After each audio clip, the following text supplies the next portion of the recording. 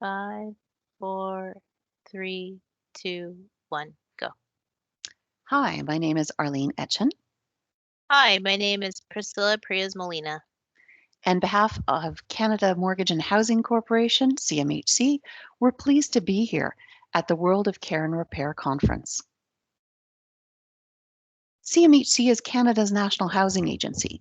We work with partners from the community and all levels of government to create safe, accessible, and affordable housing.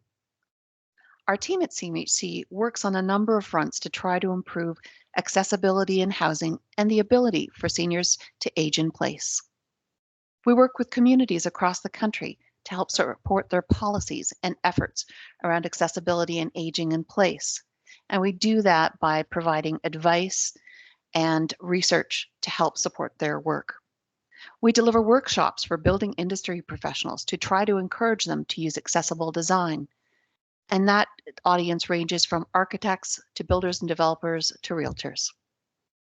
We help to deliver accessible renovations on Canada's First Nations, and we create resources to support these groups in their work. So today, we'll provide you with an overview of CMHC, our goals and strategies, our role in accessibility and aging in place, and the resources that may be of interest to you. Next. CMHC was created in 1946 to help house the returning war veterans, and its mandate was to help improve housing and living conditions in Canada. Our mission today remains pretty much the same. We help Canadians meet their housing needs. To accomplish this, we've developed an ambitious goal, our aspiration, which is by 2030, everyone in Canada has a home that they can afford and that meets their needs. Our aspiration allows us to respond to and serve the housing needs of all Canadians in new and different ways. To achieve our aspiration, we have our national housing strategy, which includes a strengthened focus on activities that support housing affordability across the full spectrum of housing options. Next. Canada's first ever national housing strategy was launched in 2017 and is a 10-year, $70 billion plan that will fuel our economy, strengthen the middle class, and give more Canadians across the country a place to call home. While Canada has one of the best housing systems in the world, approximately 1.7 million families still don't have a home that meets their basic needs. Through the National Housing Strategy, the federal government is re-engaging in affordable housing and bringing together the public, private, and nonprofit sectors to ensure that more Canadians have a place to call home. There are three key principles to the National Housing Strategy: people, communities, and partnerships. For people, the NHS will address the housing needs of vulnerable Canadians, including seniors and persons with disabilities. And it will also look at people who are dealing with mental health and addiction issues, veterans, young adults, and women and children fleeing family violence. From a community perspective, the NHS will create a new generation of housing in Canada, housing that promotes diversity and inclusion and is a catalyst for more sustainable, accessible, mixed income, and mixed use communities. And the way they accomplish this is by embedding things like accessibility requirements for all of our funding programs.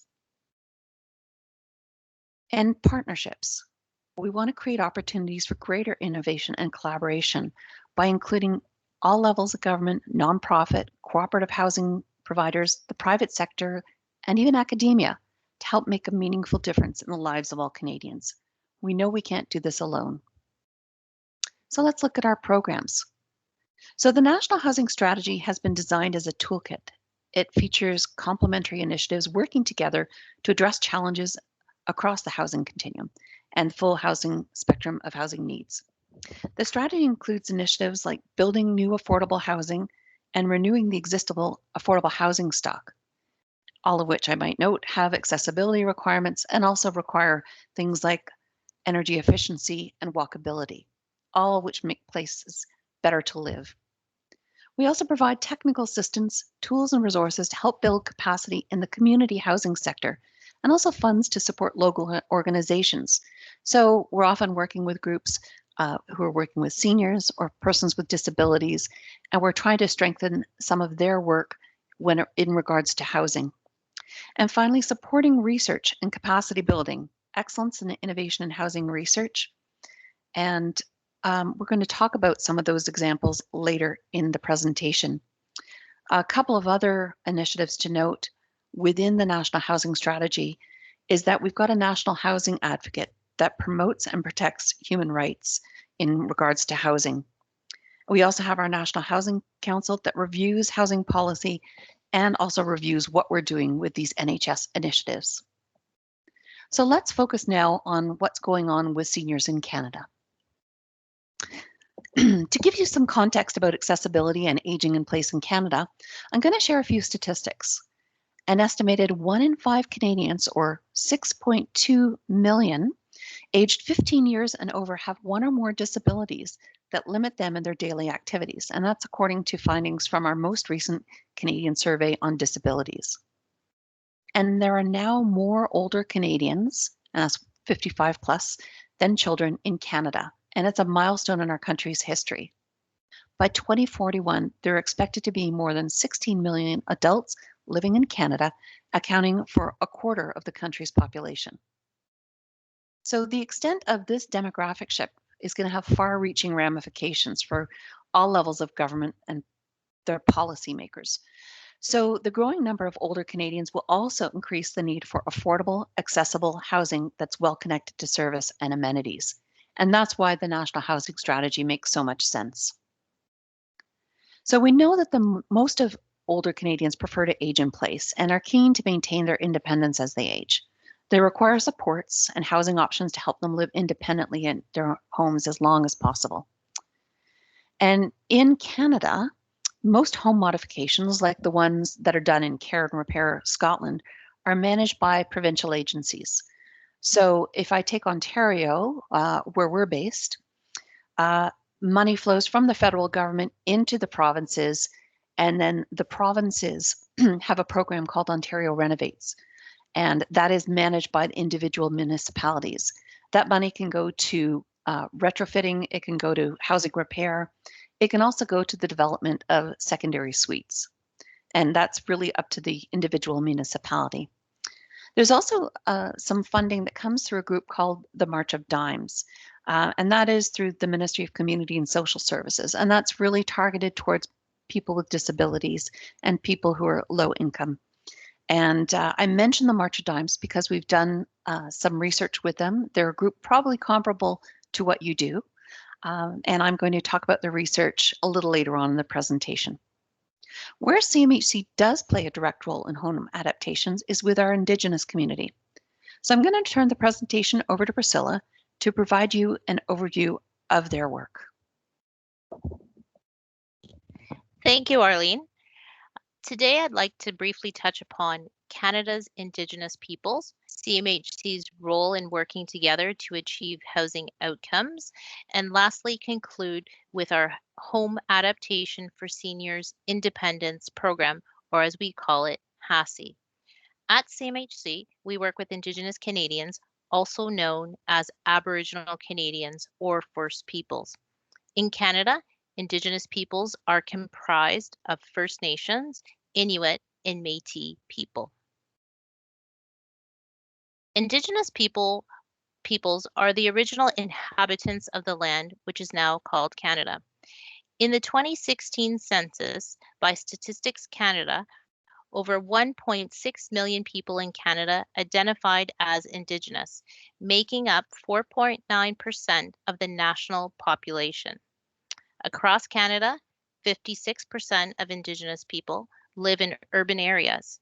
The urban Indigenous population is the fastest growing population segment in Canada. There are 617 First Nation communities in Canada. Most communities are quite small. More than half have fewer than 250 residents, and most communities, about 65%, are located in rural, remote, or special access areas.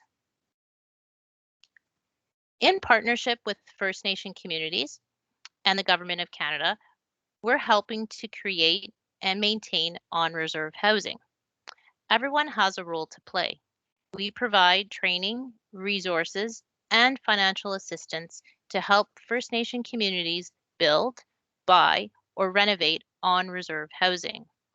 The federal government provides funding to cover many housing-related costs, which First Nation communities can use as they see fit.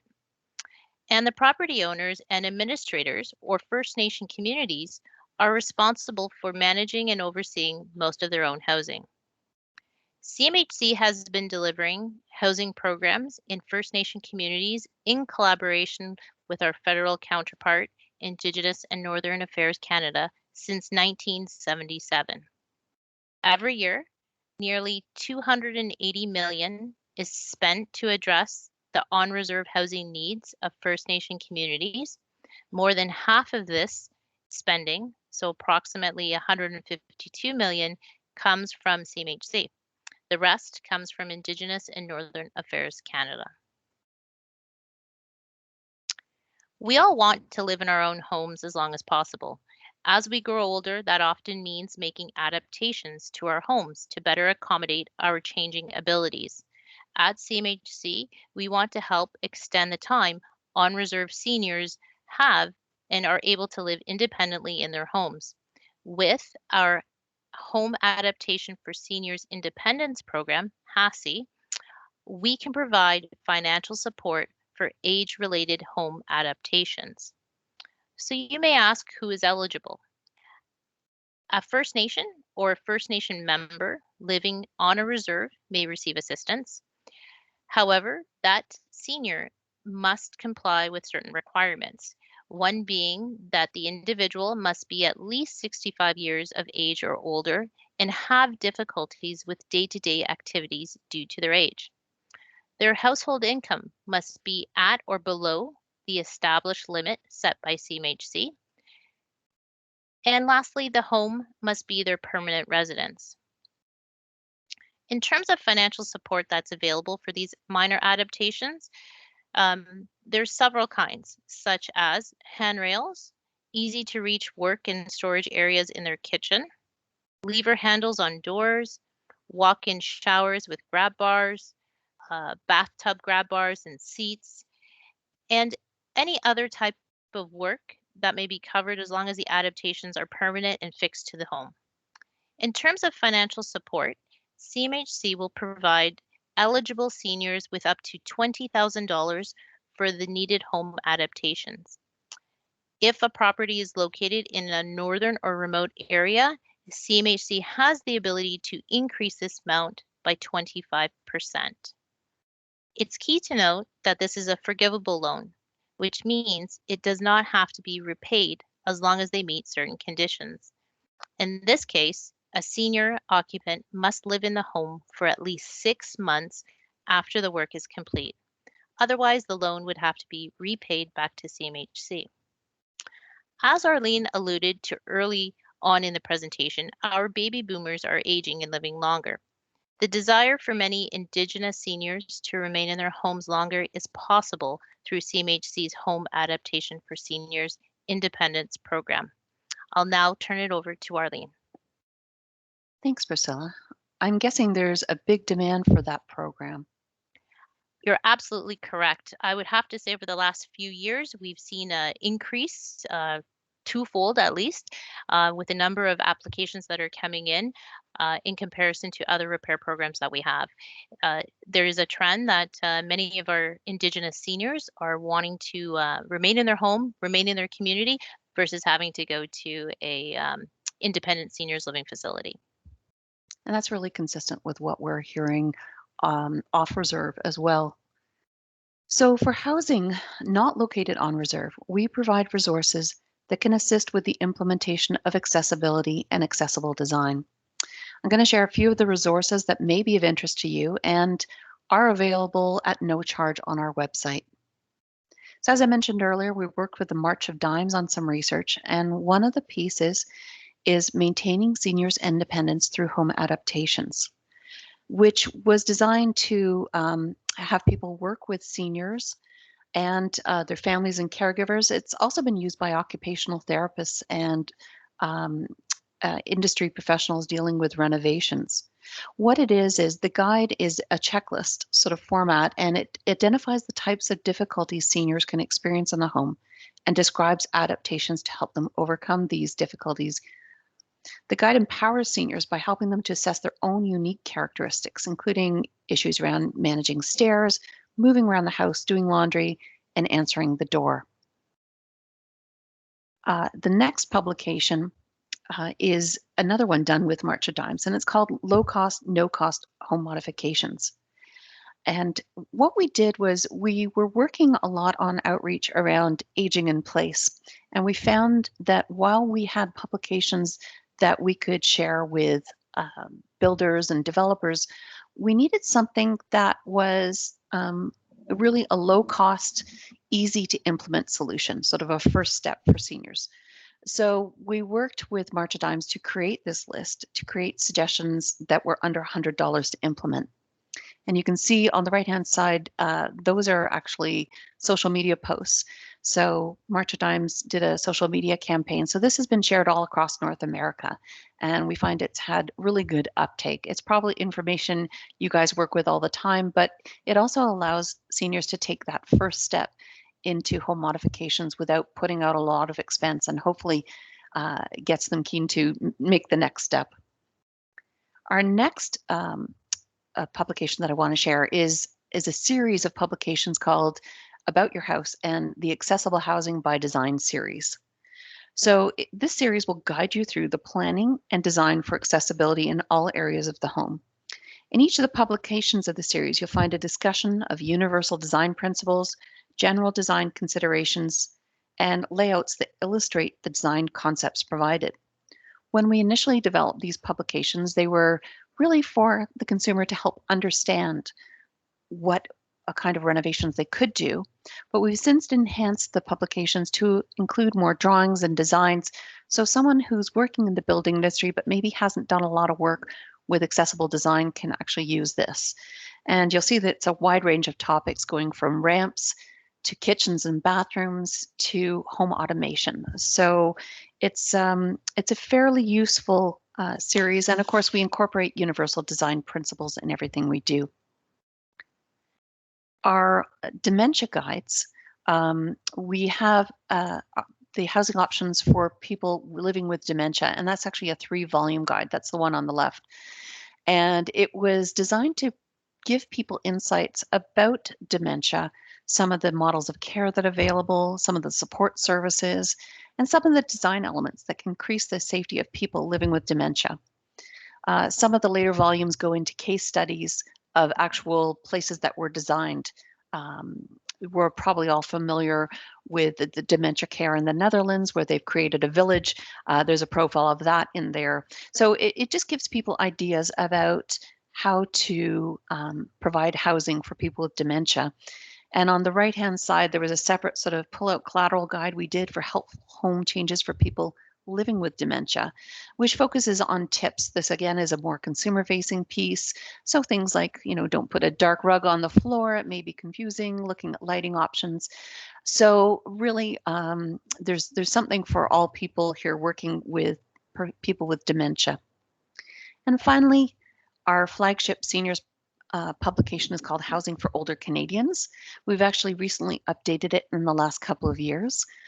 It has 2 volumes, so Understanding the Market and Designing the Project.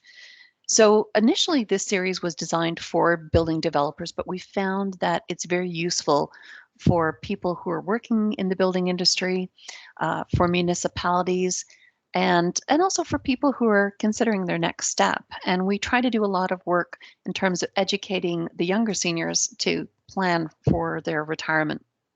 So Volume 1 provides an overview of demographics, trends, and housing options.